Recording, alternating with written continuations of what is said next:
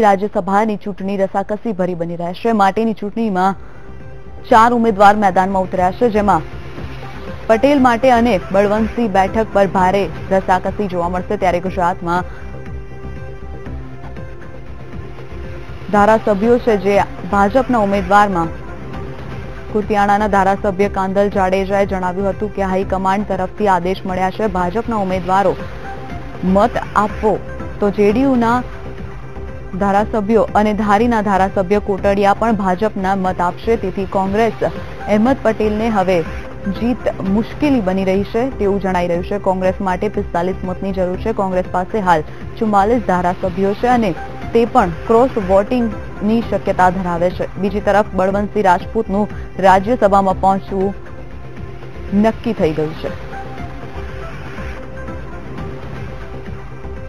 તો જે રીતે આજે રાજ્યસભાની ચૂંટણી યોજાવા જઈ રહી છે તેમાં એનસીપી અને જેડીયુના નેતા પણ ભાજપને વોટ આપે તેવી શક્યતાઓ સામે આવી રહી છે।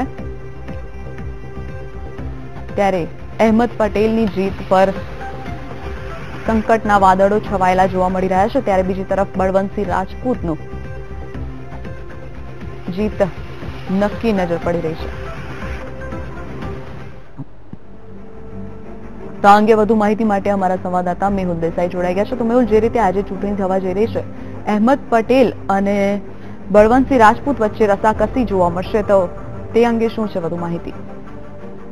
ચોક્કસથી શિવાંગીની ખાસ કરીને વાત કરવામાં આવે તો ગુજરાત વિધાનસભાની ચૂંટણી પહેલાની એક સેમીફાઇનલ સમાન આજે રાજ્યસભાની ચૂંટણી બની રહેશે।